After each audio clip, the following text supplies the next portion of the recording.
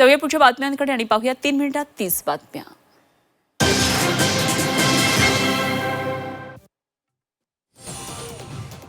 College परवानगी कामासाठी प्रतापराव जाधवांची भेट। संजय देशमुख यांचं उद्धव ठाकरेंना स्पष्टीकरण। ठाकरेंना सांगितलं जाधवांच्या भेटीचं कारण।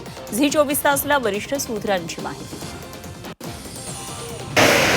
मनोज जरांगे कोल्हापुरातल्या अंबाबाईच्या चरणी लीन। गॅझेटियरसाठी सरकारला पुन्हा सद्बुद्धी येऊ। मराठा समाजासाठी जरांगेंचं अंबाबाईला साकडं।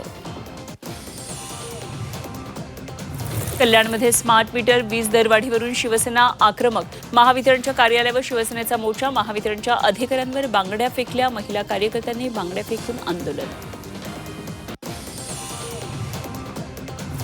सांगलीमध्ये राष्ट्रवादी काँग्रेसला मोठा धक्का। माजी खासदार संजय काका पाटलांची घर वापसी होणार।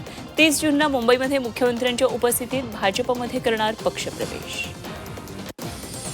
नवी मुंबईत विविध आरोग्य सेवांचं लोकार्पण। निमंत्रण पत्रिकेमध्ये एकनाथ शिंदेंचं नाव नाही। पालकमंत्री असूनही शिंदेंचं नाव नसल्यानं चर्चा। नाव नसल्यानं नरेश म्हस्केंकडून नाराजी व्यक्त। पावसाळा अधिवेशनापूर्वी एनडीएला मोठं बळ। टीएमसीचे 20 खासदार एनडीएच्या दिशेनं। मोदी सरकारच्या विधेयकांना अतिरिक्त पाठिंबा। एनडीएच्या संख्याबळात वाढीची शक्यता।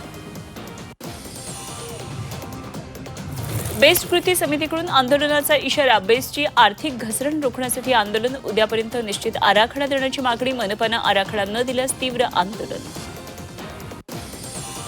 भीमाशंकर मंदिर आजपासून भाविकांसाठी खुलं। 5 महिन्यानंतर मंदिर दर्शनासाठी खुलं। मंदिर परिसरातील विकास कामं अंतिम टप्प्यात।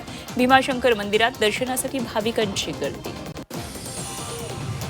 मुंबईत 11वी प्रवेश प्रक्रियेत गोंधळ। विद्यार्थ्यांचं महाविद्यालय ऐनवेळी बदललं। सुधारित यादीमुळे ऐनवेळी महाविद्यालय बदललं। अनेक विद्यार्थ्यांचे प्रवेश धोक्यात।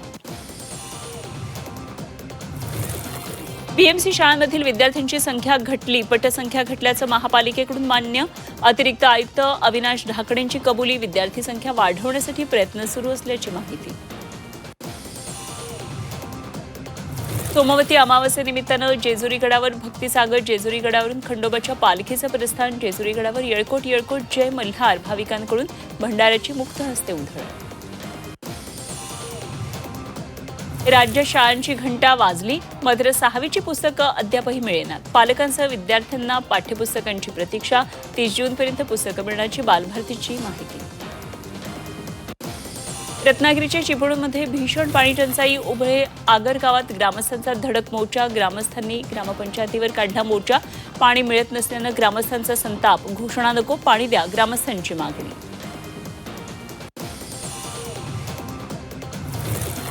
अर्धा जून सरला तरी महाराष्ट्र कोरडाच। अजूनही आठवडाभर मान्सूनची प्रतीक्षा करावी लागणार। तर लांबलेल्या पावसानं बळीराजासह नागरिकांची चिंता वाढली।